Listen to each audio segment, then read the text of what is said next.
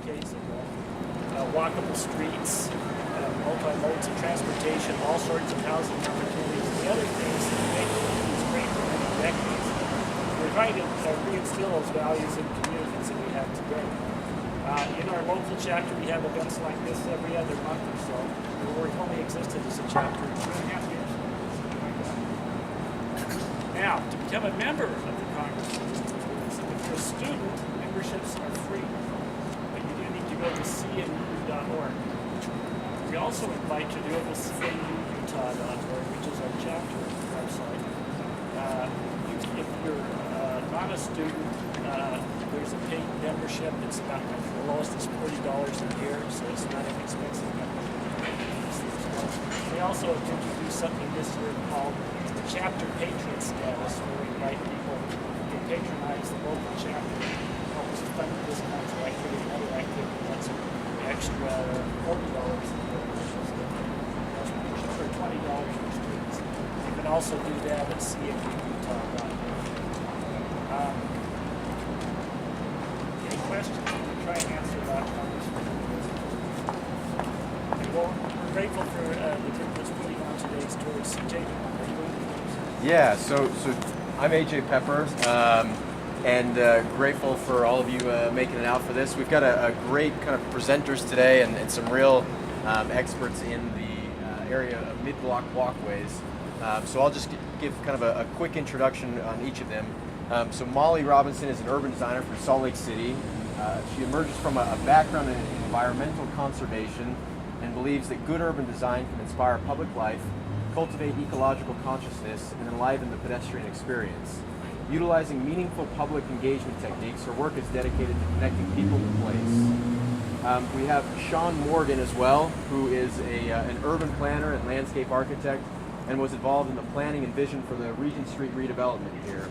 As Director of Planning for GTS Development, who recently completed the development of the new Eccles Theater here behind us, Sean coordinated with the RDA, Salt Lake Transportation, adjacent landowners, project stakeholders, and the local community that led the redevelopment of Regent Street as a pedestrian-friendly retail and festival street. We also are fortunate to have Brian Meekum with us, who is an associate and architect with FFKR Architects and holds a Master's of Architecture degree from the University of Utah. He's a member of the Institute of Classical Architecture and Art, which has the philosophy that architects have a responsibility to design and protect the public environment through principles of classic architecture and traditional urbanism. Brian was also the project architect for the renovations to the 40 East building and the Regent Street parking garage behind us here. And finally, we have Matt Baldwin, who is the Director of Real Estate Development for City Creek Reserve. Prior to that, Matt served as the President of Suburban Land Reserve, and prior to Utah, Matt actually grew up in Portland, Oregon, so don't hold it against him. He's a fan of the Oregon Ducks. And he was the CEO of an industrial construction company. So again, we're grateful to have them here to be able to speak with us. I passed around a little bit of a map of kind of roughly where we're going to be walking today. And so some of the concepts that we're going to be talking about is how these mid-block walkways contribute to connectivity of the area and revitalization of the downtown area. We're going to talk a little bit about some design components, and then separately as well about some of the impediments that come by way of introducing these. And so they'll be great to talk about those. And again, as we kind of walk, this is intended to be a very organic experience. Feel free to ask questions. And then at the end of the tour, we'll actually be ending kind of roughly where we started over on South Temple at the Snell and Wilmer law offices there, who are our sponsors for this event. And there'll be some light hors d'oeuvres and drinks and whatnot, so you can kind of refresh after walking around for a little bit. So with that, we'll go ahead and turn it over to our experts. Well, thanks, AJ. Thanks, everybody, for coming. Again, my name's Molly. I have some notes of things that I might say. We had a conference call to kind of talk about what we're going to talk to everybody about today, but there's really no script today, so if you have questions, feel free to ask any one of us at any point during the tour.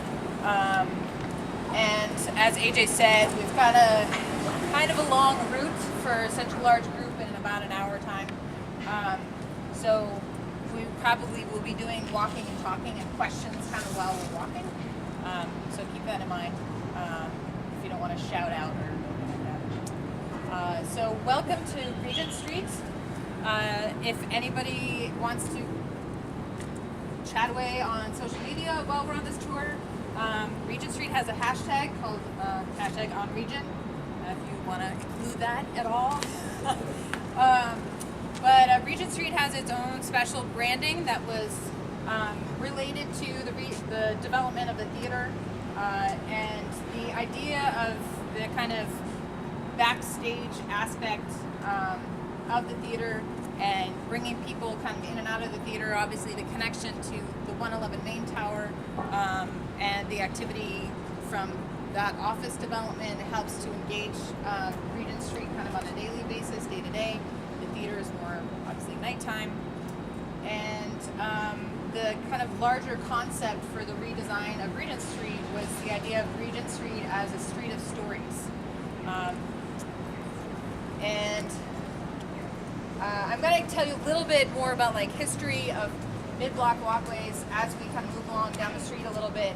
But one of the things I wanted to start with was that Regent Street was not always called Regent Street. It was once Commercial Street, and it was not part of the original plat of the city. Came a few years later, and as the parcel started to get subdivided, and initially was the location for Salt Lake City's red light district. So there were laundries and tailors, and we're going to stop down at the old cigar shop, which was a cigar shop on the ground floor and a brothel above. Anyway, so it adds a lot of color to the story of Regent Street.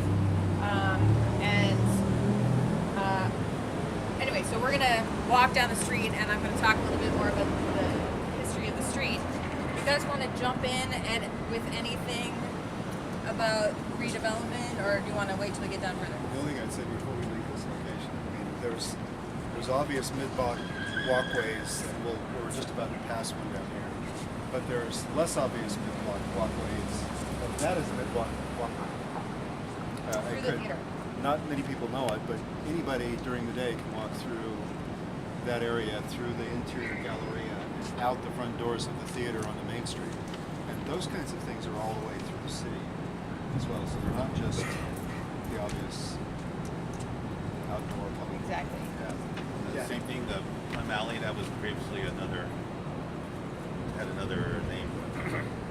No, Plum Alley was part of Chinatown, and I believe has kept the name Plum Alley since the beginning, more or less the beginning. It is actually a city street.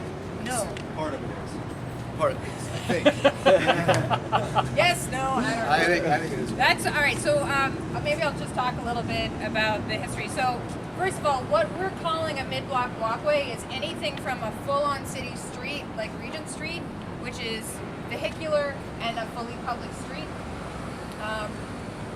to a private street, which is also vehicular, like Plum Alley or portions of it, Floral Street, which if you're familiar with the block diagonally that way where SK Pizza is, that block, the big hole on State Street, that block is where Floral Street is. There's also public and pedestrian only mid-block walkways.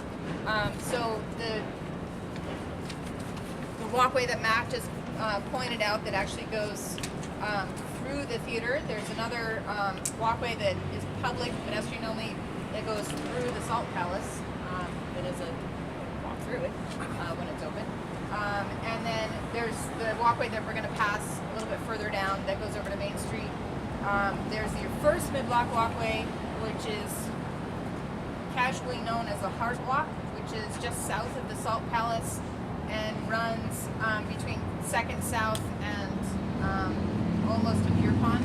There's a little kind of fountain along there and a brick walkway, and there's little bricks say heart in 22 different languages. That was just the design they came up with. It was a public design competition. Library Square is also considered a mid-block walkway. And then there's private and pedestrian only walkways like the ones through City Creek, next to 222 Main. or next to the Oddfellows building, which is the building that got moved when they built the federal courthouse on Market Street. So there's a great variety of walkways, and we're going to talk about, over the course of the whole tour, we're going to talk about the importance of them and what they bring to kind of the downtown experience in Salt Lake. But yeah, let's go. Yes, the line of trees, but really What's up? Nice. Where I can park this. Cottonwood represent. Hey, how's it going? How are you? The two nearest, right up around the corner, or if you go down and then That's the one over. on Main Street. Yeah, Right here? There's one right by the whatever the fast food place is that's on the corner of State and Second South. Yeah, so if you go over that way. Yeah. How's it going?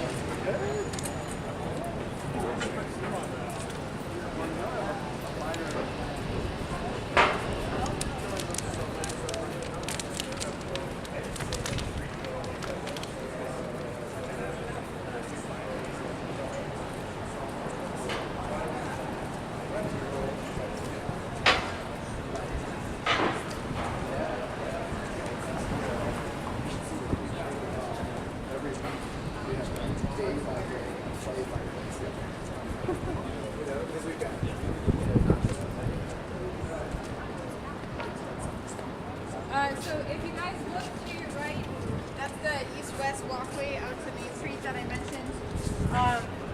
You can see the round panels that are attached to the side of the building.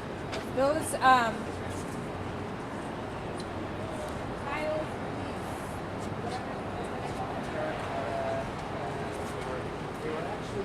Sean, tell us. Yeah, so, I don't want to talk all the time. I'm so gonna be yeah, outside. so a little bit of background. So where we are here, this Regent Street was really, if you remember before, it was really a back alley. It was highly used because it's a direct connection between Cedar Creek and Gallivan. So lots of people would traverse it every day, but there was no reason to stay or be here before. The building right behind us used to be, and actually it kind of extended over into this piece of space as well, used to be where the printing presses were for the old Tribune and Deseret News newspapers. And those were in the basement, and then of course the Tribune building there was the offices, and then the Deseret News building on the corner. So this was really newspaper central for a while. Those two little medallions were pieces of art that were built into the architecture of that printing press. And when we tore these buildings down, we went through them and salvaged those pieces, those and beyond, a lot of stuff actually, that we thought might be able to be reintroduced into the fabric of this area as to tell the story of what this place was. So a little bit tidbit on that. And just to add to that, so all of the graphics that you see on the sidewalk and the street are to mimic newspapers, not newspapers. So all the benches, all the graphics are linked to newspaper printing. That's right. We actually call this stripe that runs down and changes colors. If you step back and you get a long view of it, it's called the push. So those machines that would run the paper through, and the designs on there would mimic the stories that would come out of those push designs. So it was very intentional to bring that back. So, but I might also just step back for a moment and kind of talk a bit more about where we are. When we took on the development of the theater and brought in the private developer to build the office tower, the idea was not just to build two buildings. The idea was to create a district, right? This place has a character and a sense of place on its own already, and we wanted to bring that out. As I mentioned, there were thousands of people a day traversing this street. Well, we knew already this was a pedestrian street that needed to be celebrated in that way. We need retail to do that. It was the lucky opportunity of this parking garage that had all these vacant spaces at the base of it that we knew was ripe for redevelopment. So as soon as we brought this idea of let's make a pedestrian-friendly street developments punch through and make a connection through to Main Street, which helps the businesses on Main Street. So now they have parking, quick access to their stores. And then we made another connection, as Molly mentioned, through the building. So we've broken down the block into a pedestrian scale and really created a district here that celebrates the arts and food and culture. So that's the whole idea of the Native Region District as we Right. So a lot of the intention of the redesign of Regent Street was about trying to encourage that pedestrian activity, creating, you know, as you walk up the street or walk down the street, creating things to see, provide pedestrian interest. There's doorways every so many feet to help provide that energy and spill out and transparency as you're moving up the street. Now, today, things are still getting occupied. We were just talking about this before we started. The different retail outlets are still becoming occupied, so that will take place a little bit more over time. But that's really the intention. The intention for this restaurant space in particular is that it has some spill out and dining space out here on the plaza, and that there's, like I said, regular doorways. You can see into the buildings. I think, Matt, maybe you can speak to this a little bit, but the retail spaces themselves were not really conducive to recent retail spaces a couple years ago. And so there was a lot of redesign, where Brian can talk about the redesign of those spaces, because they were actually sunk down like 3 feet or so from the sidewalk level. It was a terrible space. Yeah, no one would ever set up a shop like that, today. But I mean, might have like an office space, and some of them were used for like the construction teams and stuff. But otherwise, they were not very leasable. Right, so internally, we tried to tie the proper floor levels out to street grade to try to make that connection. The other thing that works well is the windows were brought out to the sidewalk plane. So the theater also does the same thing. It's creating that envelope for the pedestrian. The other thing that's helpful is the addition of the awnings and the eaves are at pedestrian scale, so it helps to break down this 10-story parking structure down to something that's a little bit more manageable for the pedestrian, to give a sense of space and place so that you don't feel like you're just walking down disconnected from what's going on. And so it helps to be able to create that space, to make it a little bit more usable. You can see in, you interact with the people and what's going on inside, and you have that connection. What's also helpful is all of the elements, the landscape architecture, the plantings, the things of that nature that help to interact with the person, as well as give them something to look at, to see, to interact with, so that there's a reason, there's something to do, so they don't just feel like they're darting down some creepy alley, but feel like they're part of that space. I think the only other thing I'd say is a lot of this is on the go, right? I mean, I think we'd all like to say that we knew this was going to happen, but some of it is evolutionary. And I think, for instance, the original design of this theater on the back side was pretty much a brick wall.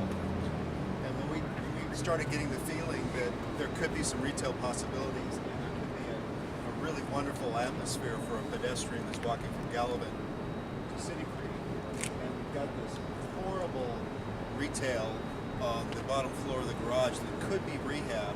Even if we rehabbed it, if we had just a blank wall here, it would have killed that retail.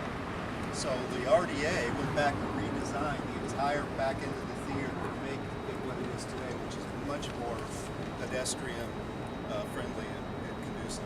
So there was a lot of give and take. If they had not been willing to do that, what we have on the other side from a retail space would not exist. That's right. Yeah, it really is. There was a lot of pushing. Yeah, it's really Pushing and pulling, literally of the building, but also of the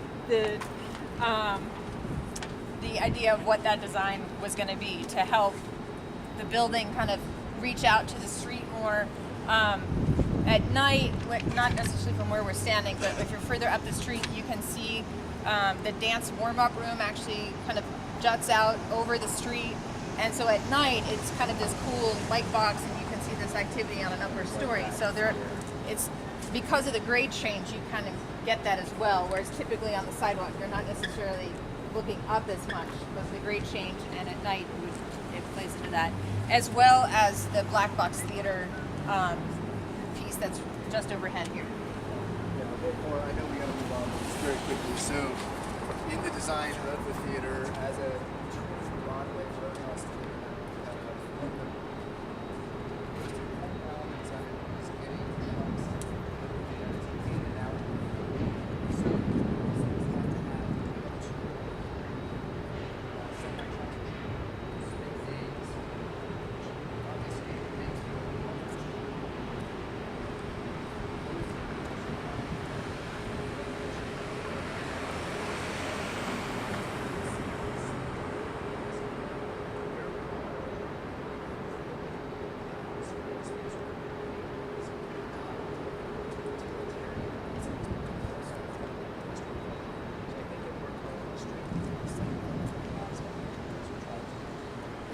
it's a truck turning space when it needs it, and then it becomes a public plaza when we don't have trucks, which is kind of 80% of the time.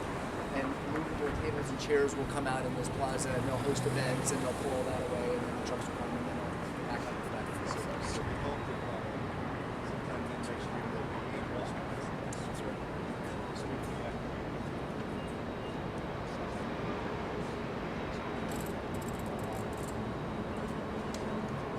There's also still a major public art component that is kind of been backburners for a little while, but at some point we'll get back to that. And one final little tidbit, so this cavity of space that you see below the Walker Garage is actually, the ground is owned by the RDA. The Walker Garage has air rights over it. So that space has been envisioned to have potentially, if we can, a movable or a mobile, maybe those containers, retail space in there, that food retail, that then tables and chairs can spill out. Again, if they needed to pull it out to get to the footings or whatever, that can be done.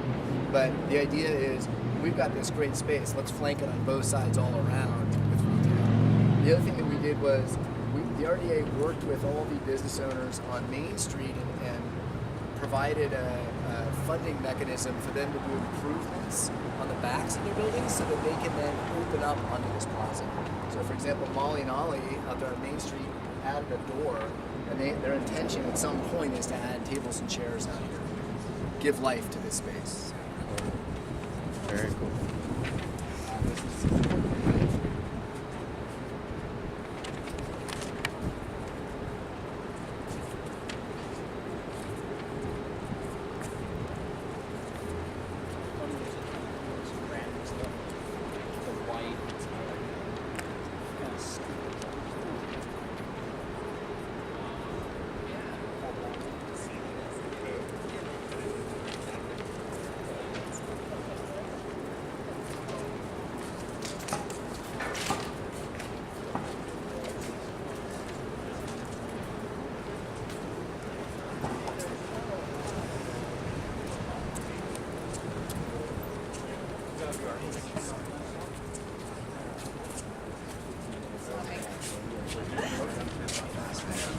Child care issue. I'm going to get to that later in the But I've got like presentation. I'm sure you're aware.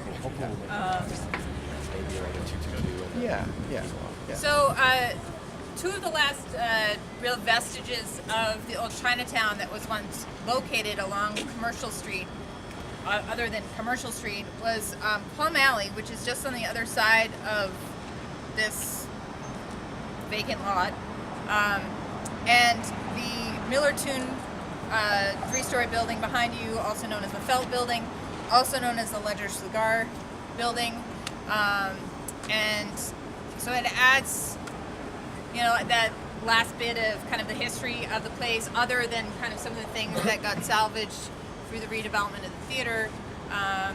But it helps to kind of really maintain that piece of history, I think, that really colors.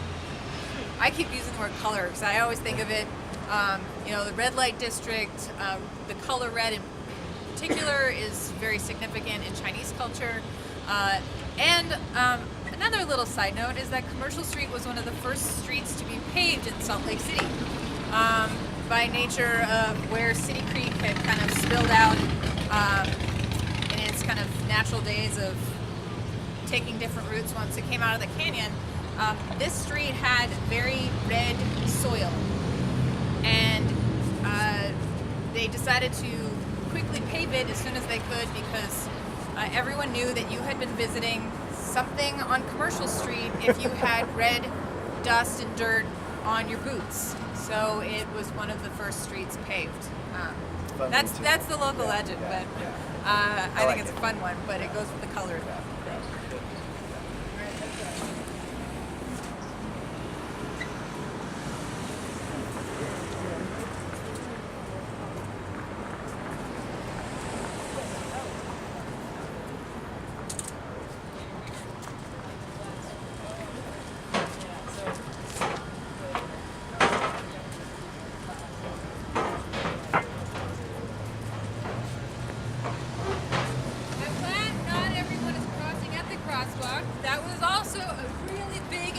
Of the redesign of Regent.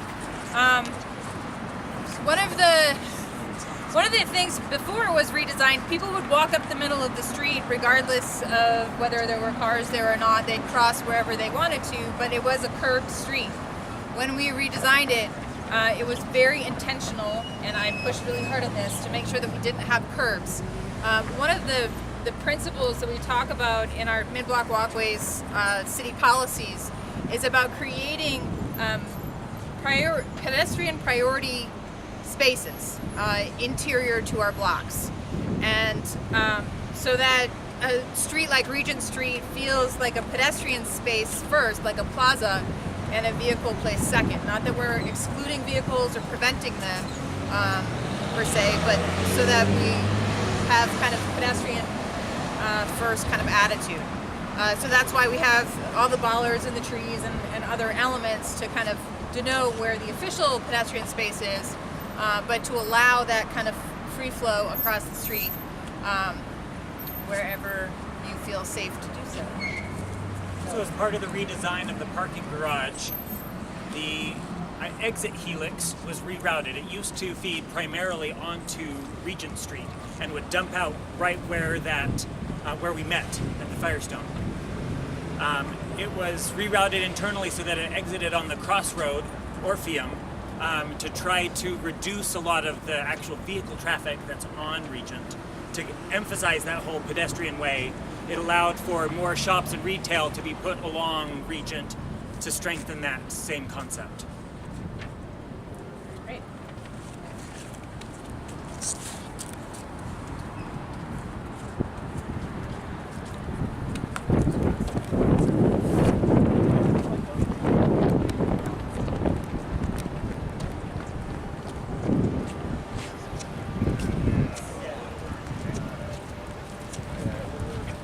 As part of the office walls that they do.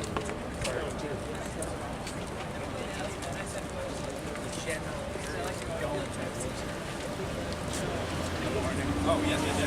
Yeah. They are, they'll be our neighbors. Oh, okay. East side, east side. We will interact.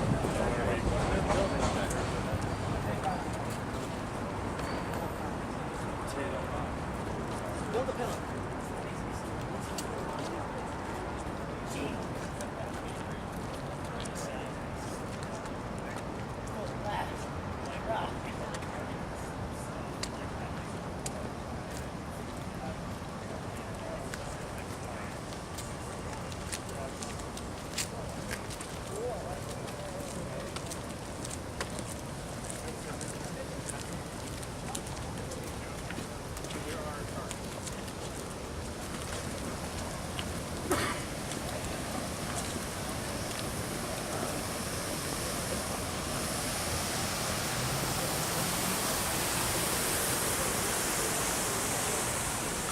That often?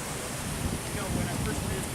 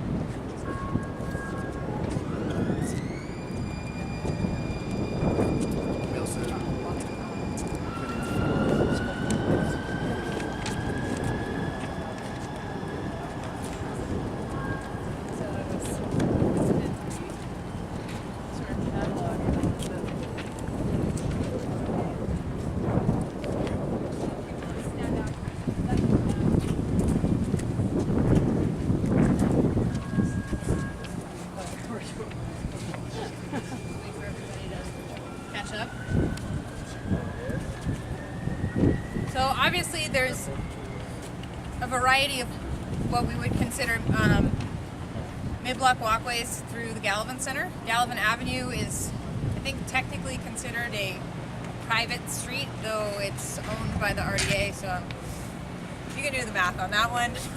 I haven't figured it out. And then obviously there's, it's more of a plaza, so there's lots of different routes and stuff through the block, but it really helps break down the scale of the block, and it gives you as a pedestrian a lot of different options to get from point A to point B.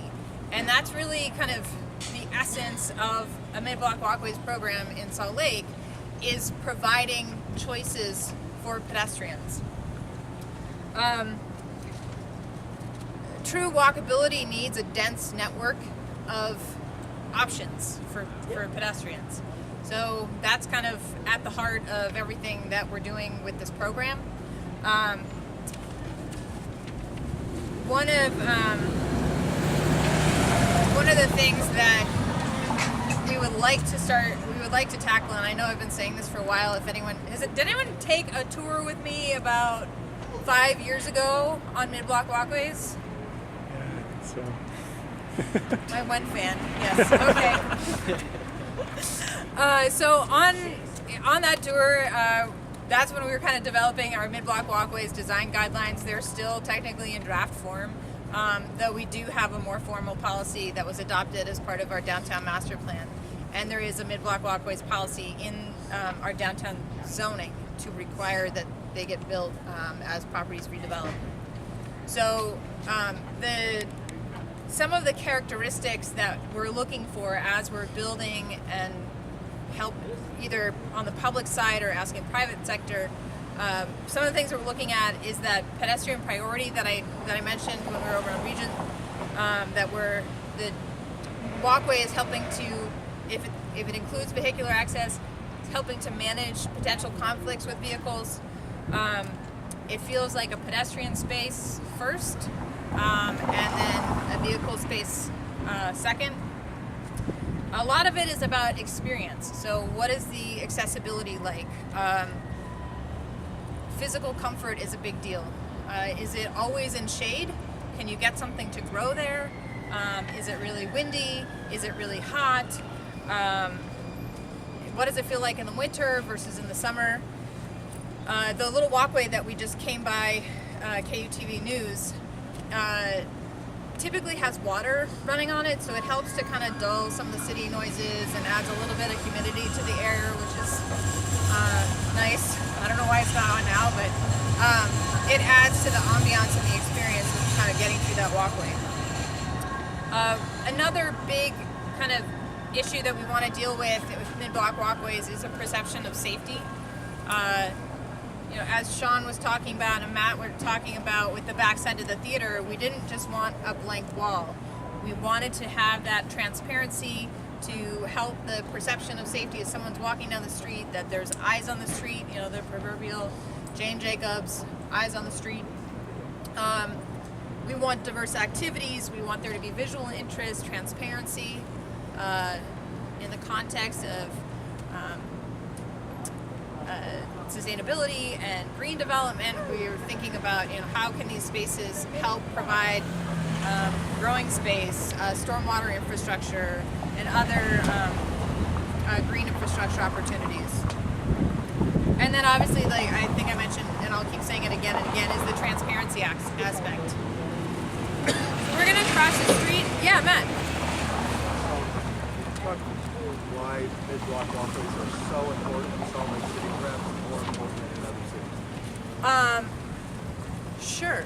So the big issue why mid-block walkways are important here in Salt Lake, perhaps versus some other cities, is due to the scale of our blocks.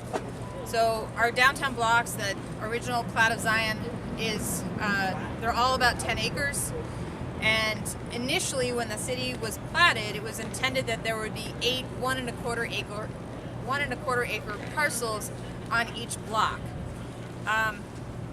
The twist that Brigham Young added to that when Salt Lake City got platted was that each block, the orientation of those parcels the long side and the short side of those parcels shifted from one block to the next.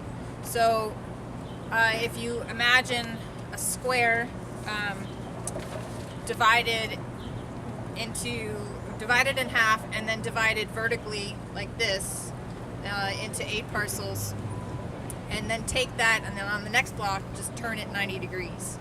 So that, let's say you lived in a house, you were facing across the street.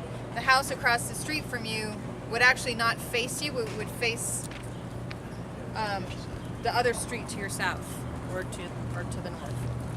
So you're not actually from an urban design perspective, you want to design both sides of the street similarly, so that feeling when you're walking up and down the street is that feeling of, anybody against an S? Symmetry. And humans really like symmetry. It's just nature of human beings. We like symmetry. So having that symmetry on the street makes you feel good as you're walking up and down the street. So within 3 years of the platting of Salt Lake and the founding of Salt Lake City, those original parcels were subdivided very quickly. So by 1884, Tyler remembers this because I made him make the figure grounds over 150 years. Over time, those parcels started to get subdivided more and more. I'm going to pass this around once we cross the street, so you're not looking at it while we're crossing the street. But the parcels got subdivided, but there was no regular strategy for accessing parcels that were on the backside, like a Regent Street. Regent Street came through north-south. Market Street goes east-west. Exchange Place goes east-west, but it's kind of further down the block. Nothing is kind of truly bisects each block. Pierpont does a little bit, but then it doesn't exist in the next block, and then it picks up on the next block over, possibly because of those original parcel lines. I just missed the light. So, but anyway, this is a Sanborn map from 1884, and it shows that subdivision that I was talking about. I have the current street names from Google Earth overlaid on top of the Sanborn, and the Sanborn's overlaid on top of a Google Earth image. You'll notice there are some streets in here that don't exist today. There's an Oak Street, which is essentially cut into the block where we're actually going to walk past it, but where the Arrowhead Square building once stood. So I'm going to dash across the street.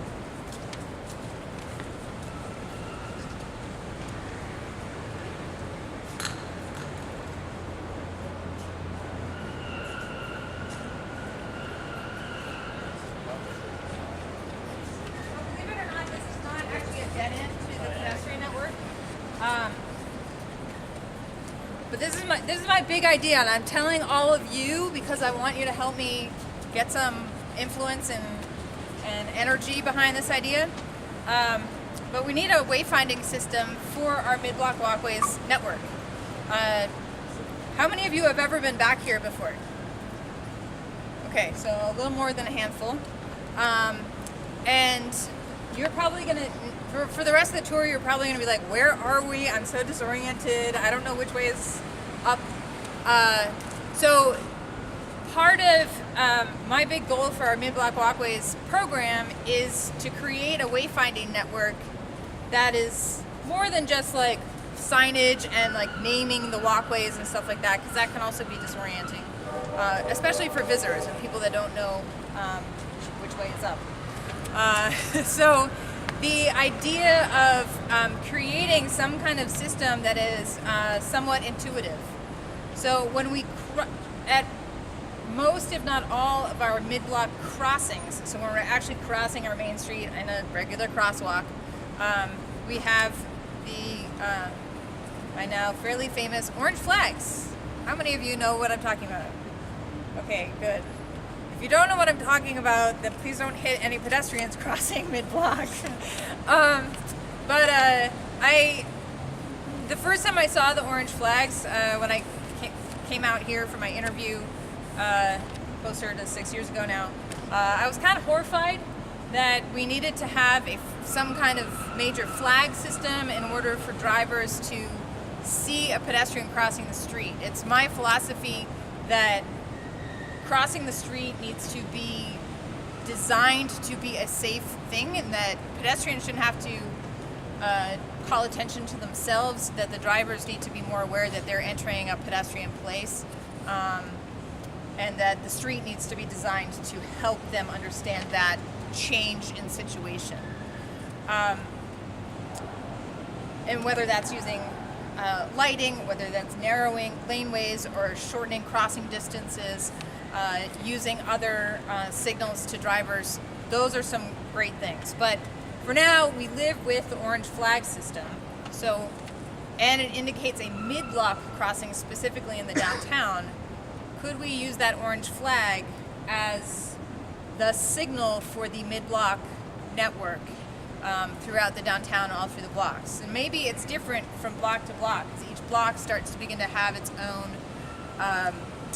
a brand or identity or kind of district concept or theming, if you will.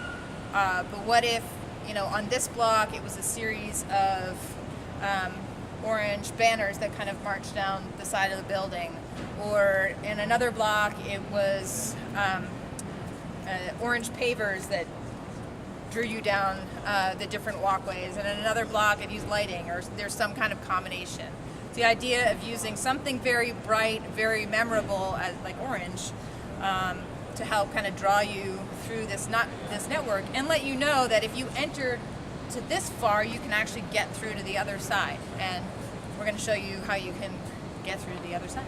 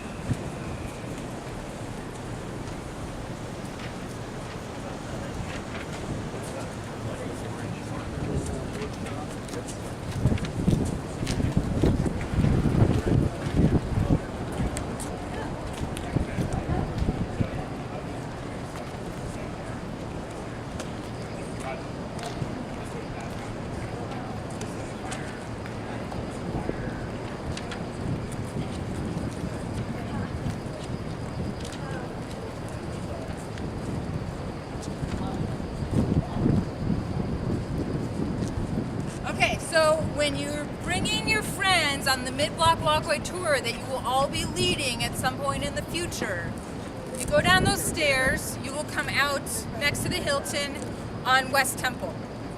And there's kind of a little walkway next to their outdoor dining area. But we are going to head north.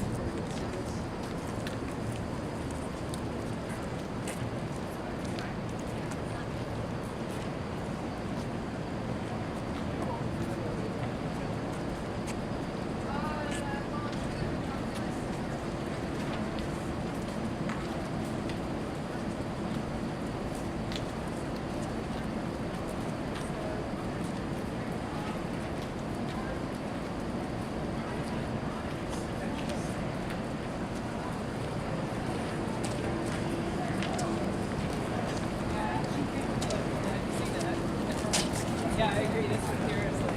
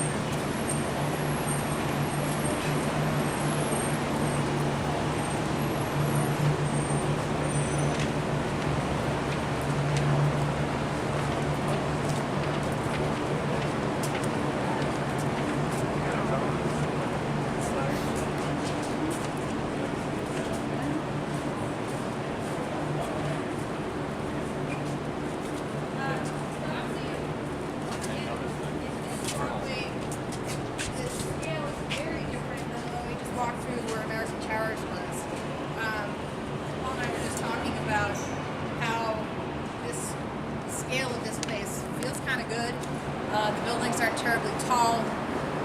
There's a little bit of green at each end, not necessarily through it. There's opportunities for buildings to kind of open onto the space, so they haven't really taken that advantage yet. When everyone gets home or gets back to your laptop or whatever later this evening, I want you to Google Laneways, Melbourne, Australia. Melbourne, Australia has a block grid pattern that is virtually identical to Salt Lake's. It has blocks that are 660 feet on each side, 10-acre blocks. And their streets are not quite as wide as ours. They're not 132 feet wide standard. They are 99 feet wide standard, but still pretty wide for like a regular street. They're large blocks, they're wide streets. 25, 30 years ago, they were not known as a very kind of active, walkable downtown sort of place. And they started making investments in their public realm, and specifically like the one that we're in now. The city started really small, and they said, okay, we're going to create a program where if you open up your building, your business onto a little walkway, we're going to give you a free hook to hang your sign on. And literally, that's how small it started. And as they started doing that, and little businesses kind of started popping up in these little alleys and walkways, they have created a city that is known as one of the most walkable cities in the world. Each little space between the buildings like this would be active with retail sales spilled out onto the walkway itself, outdoor dining. They have the largest collection, they have a specific word for it, but our largest collection of graffiti art in the world. Is very celebrated in Melbourne. And they've created this very walkable kind of cafe culture where none existed before. They didn't have that before. And they have a grid that's very similar to ours with a lot of spaces like this that they have potential, but aren't necessarily living up to that potential. So go home and Google that, look at the different images. Can't find anything, email me else. But there are examples, from other cities besides this area, where that kind of walkability, that kind of culture is celebrated. There's obviously that is a great precedent for us in Salt Lake. So I think what's important is that the city supports it, and that as designers and professionals, whether it's landscape or architecture or planning, to help inform clients about that possibility to turn the building, because that was the big difference between the last crossing we went through. All of the architecture and everything about it turned its back against that plaza, and you felt it walking through that space, and you want to be there. And so it really is a push with developers to try to inform and educate and try to push that direction, because it's not, Matt could probably speak to this, you don't really, it's balancing that knowledge of what is the return of your investment. Are you going to be able to get that out of it? And most don't see the value in it. But when you start to generate that whole corridor working together, it can really make a difference. Yeah. So, most of them are true. Most of us want to maximize site efficiency. That is, we want to use every square foot we can on the site because that's how we can grow building, that's how we can grow rent.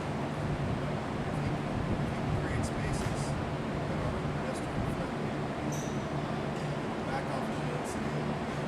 We have found that if you can create an environment that's unique, you can charge more per square foot for the building that you've got it, more than make up for the loss of overall site density. Now, it's a net at the front end because developers are simply not used to thinking about it. But I think it's been true on almost everything. City Creek is not as dense as it could have been by far. That whole Block 70, Region Block, Theater, 111 Way, not as dense as it could have been. I think ultimately the return for the developer is better than if we maximize the density because now we've created a place for people to go. So there's added value that spaces like this provide, than just leasing space that has to put. But it's a hard sell for the developer. It's a hard sell for sure. And very often it's that first tenant, the first thing that happens is the hardest one, maybe the second one too. Which is why Regent Street is I think it's a great example because the city led with the theater project, got other property owners involved in the discussion of ways that we wanted to create as a community, and slowly, we are building that space. So yeah, I'm gonna kind of stop talking now because my mouth is so dry. But I'll stop shouting. If anyone has questions, we've got one more block we want to get through and get up.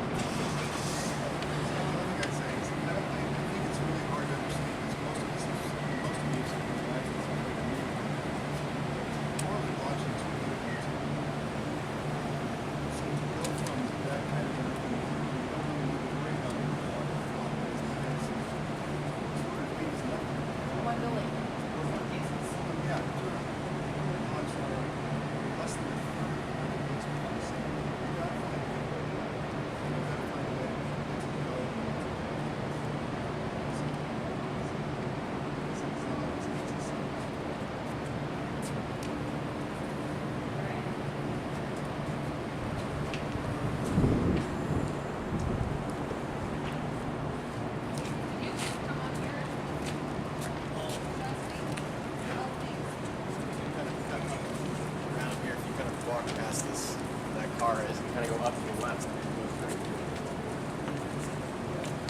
Finding that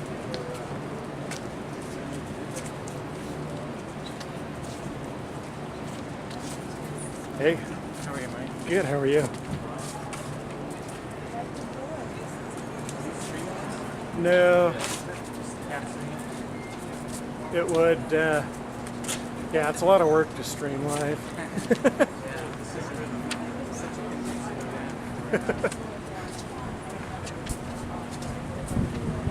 I did stream the Eclipse live though. Where were you? Yukon, Idaho. I wasn't far away.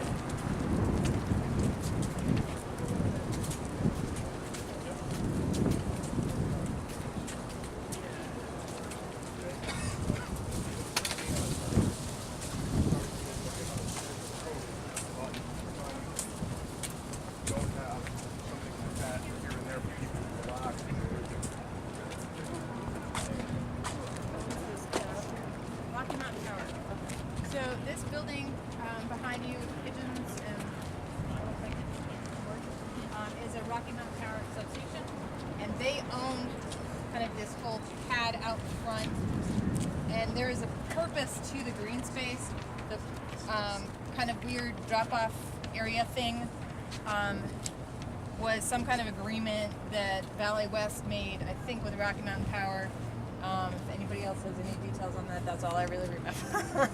But when Valley West expanded, they wanted kind of a drop-off area for their ballet school. And so that's kind of what came out of that discussion. Behind me in the gravel, that's where the AeroPress Square building stood till about a year and a half ago, 2 years ago. That was. And there was actually a mid-block walkway through it. There was kind of a unique kind of archway tunnel thing. There were some letters missing. If anybody else watched through, you know what I'm talking about. I have a thought. Yes. Potentially, it is the convention center hotel site. I don't know if I can go as far as to say it might be the preferred convention hotel site. It is a potential convention center and hotel I won't site. say that it's a preferred.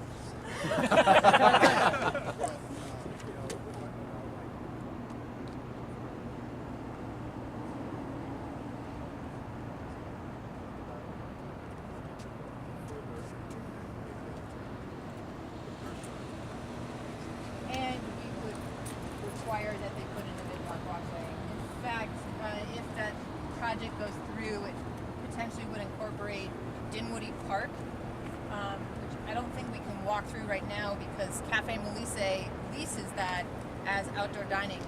And, you know, it's kind of getting dinner time now. But anyway, you can check it out. It's technically part of the mid-block walkway system, so you can walk through it kind of at any time.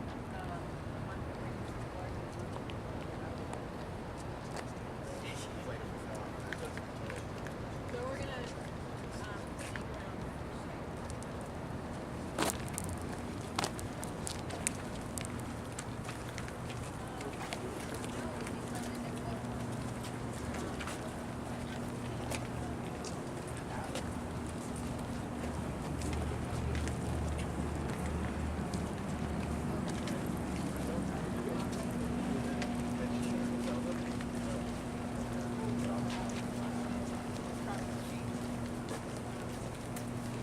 We got it round, or can we go through? That way? Okay. So the trees there is where Dinwoody Park is. So if you're not here at like dinner at lunchtime, you can go. Sorry, who was talking to me about something? Yes. Okay, good. It had a lot. It had a lot. You were. Yes, yeah. One of many wasn't there very long.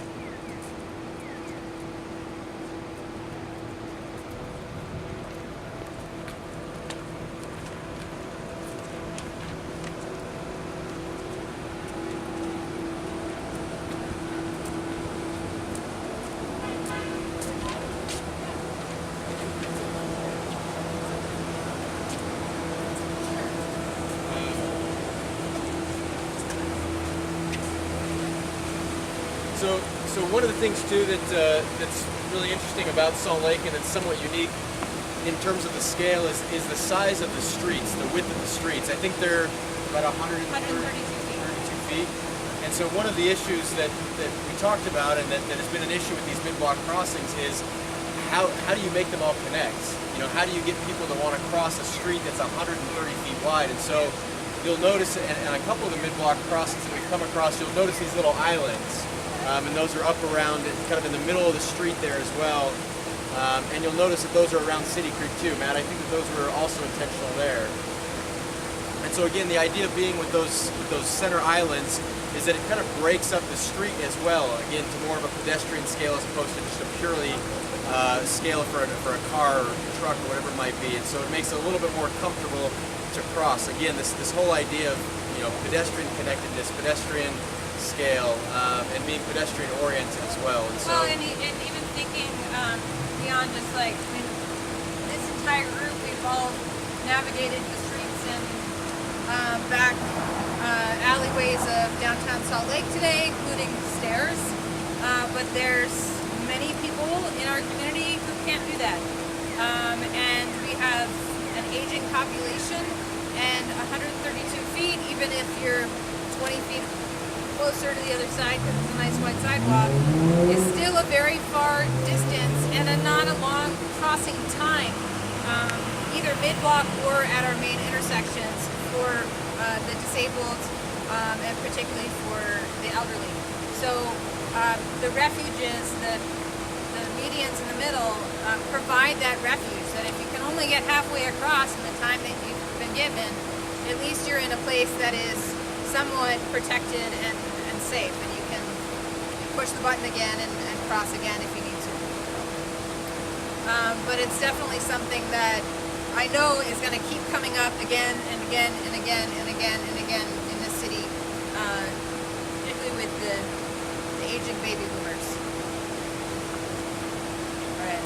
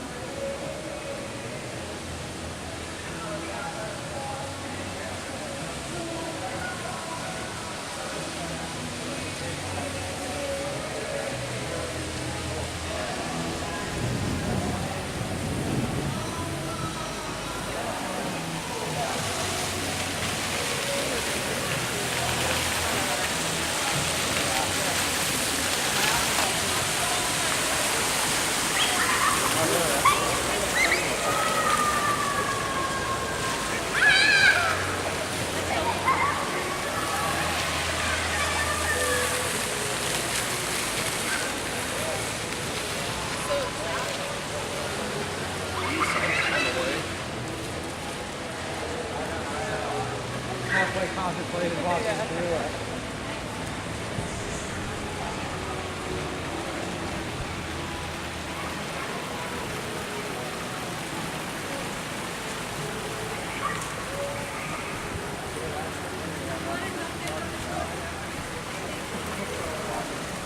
What you're looking at is a mistake. And this goes to design. So originally, the entire City Creek complex was designed facing out.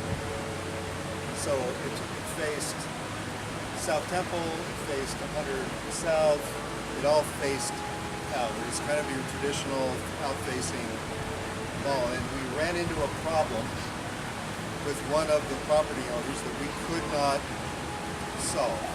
And that problem caused us to completely go back and redesign. And thank heavens we did.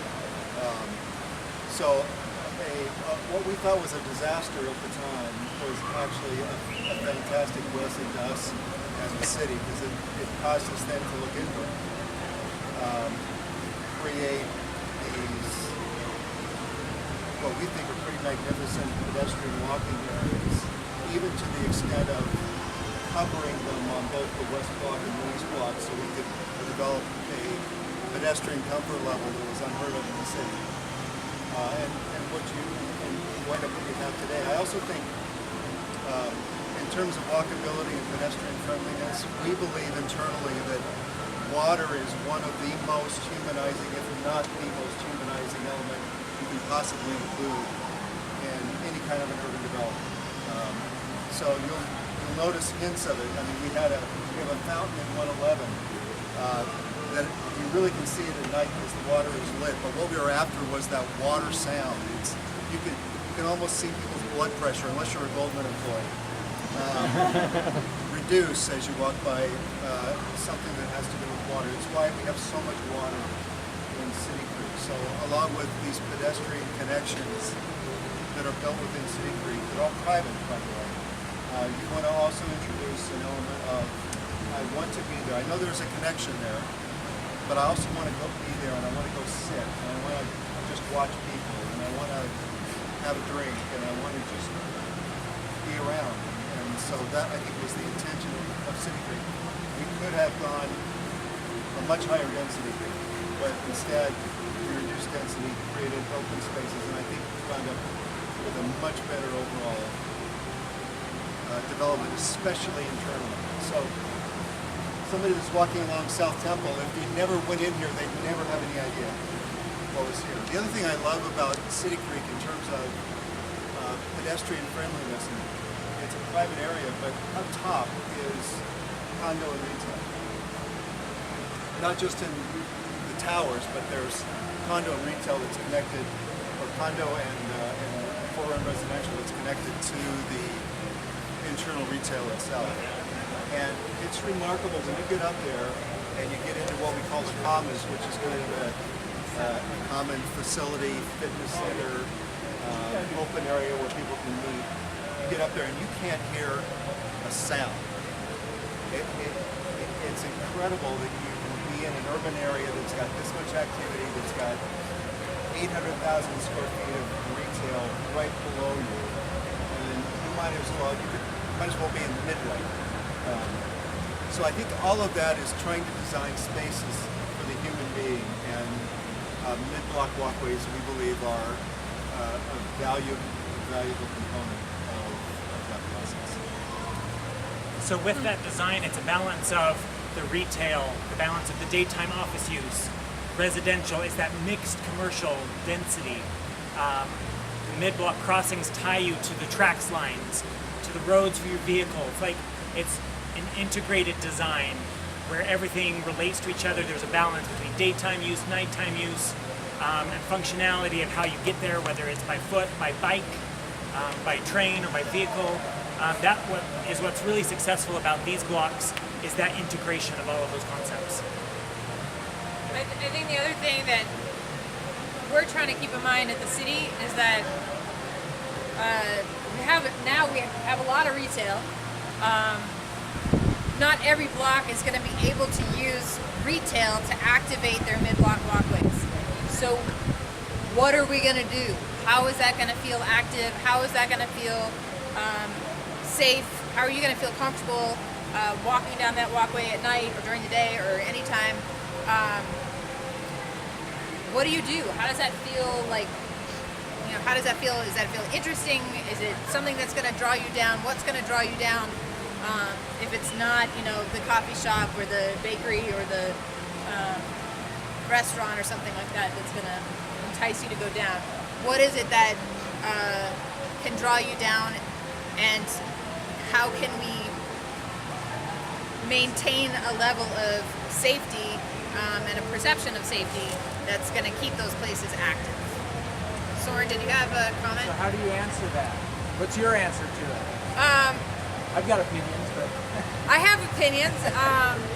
I think we could start thinking about activating the middle of our blocks with housing. It may not be straight up ground level. You might have more like stoops and porches, things like that. Maybe it's wrapping the parking garages that are at the center of the block. But you know, what is a different kind of urban housing condition that's not on our main streets? It's actually, like Matt said, it can be pretty quiet once you get into the middle of the block, especially if you're limiting vehicular access or something like that too. Having housing down at the middle, maybe that's where we can locate a school, a charter school, or it's a university campus-like activities or something like that. Obviously, pocket parks are great ideas, but then we want to be able to ring that park with eyes and things like that too. So those are some of my ideas. There's probably hundreds of others, and I'd love to hear if you guys have ideas. Let's get those out there too. are any of those well reflected in public policy right now? Yes, so we talk about that a little bit in the downtown plan, which was adopted last year. And then in the draft mid-block walkway design guidelines, we talk about, you know, what uses are going to be viable in the middle of a block, especially if we're not going to be able to like line the outsides of our blocks and the insides of our blocks, all of them with retail. I think also along these lines, and getting back to kind of this mixed use concept, I mean, the land use laws aren't traditionally set up to really accommodate that, right? I mean, when you think about Euclidean zoning, you think about kind of dividing things up, and going back to kind of, you know, CNU, the Congress for New Urbanism, one of the things that they're really focused on is this idea of integrating uses and really kind of, you know, having, just like this, where you have a retail and then you have a residential component right there and a commercial component close by, and I think the city's done a pretty good job with kind of the form-based zone along the tracks line there to kind of enable that sort of mixed-use development and that higher density that you might not otherwise be able to have under traditional zoning laws. So our downtown zone, where we are now, is our D1 zone, which is our most dense development, mixed use, you know, the whole 9 yards. So there's really not a lot preventing like a mixed use, any kind of development from coming in. But I think the question is, what does that mix look like? And you know, if it's an apartment development, one of the big things that we've been pushing with a number of the developments in our TSA zone and others is so oftentimes we're dealing with a housing developer, not a mixed-use developer. Matt is a rarity. There's not a ton of mixed-use developers out there. It's because it's unprofitable. It's challenging, and it's challenging from a financing standpoint. So that single-use development tends to be the lower-hanging fruit. So how do we get an active ground floor out of a single-use building? Well, This points to the importance of mid-block crossings in my mind, because I think it's one thing to do a city creek or a 111 or a theater. You've got a max line that is incredibly important. So 111 wouldn't be there, and the Performing Arts Center may not be there if it wasn't for that. I mean, that max line was critical for transportation. You move one block, you've got some sites on State Street. It's a whole different deal. You give one block over, and you're dealing with a whole different set of problems and criteria, and you would not do there what you would do on Main Street. So you're not going to be able to do as much of a mix away from those transportation lines as you'd like to in an ideal world, unless you've got these fantastic ways to get from where you are to that transportation system. So hence, the size of our blocks. You've got mid-block crossings. You've got the green bike program that helps people navigate that length. But the mix that you're going to get and the density that you're going to get and the animation that you're going to get has something to do with how close you are to that hub.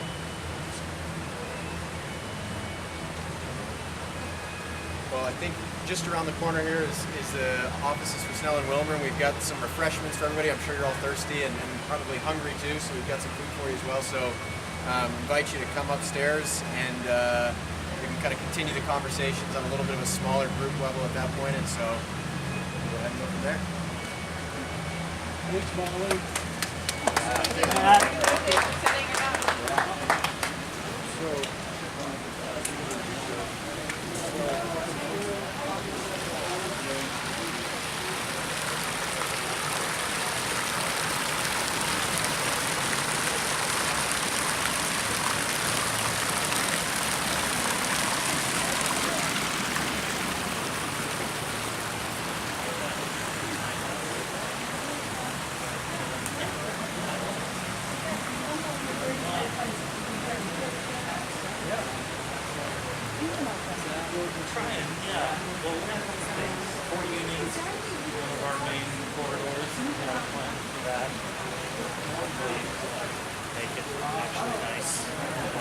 That kind of building off the studio.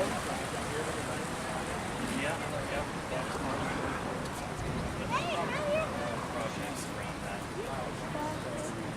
And then there's a big gravel pit. Right next to it. Because 5 miles away from that, which is like where I used to live. And then I moved down here, so you know the Hope Zoo? Right above the Hope Zoo. Kind of in the works for a while. I'm living in a great grandfather's place. yeah. Which is nice. That's great. Okay.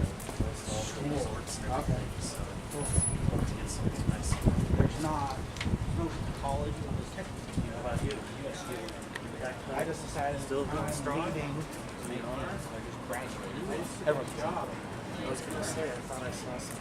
I graduated and then the summer. So I'm really not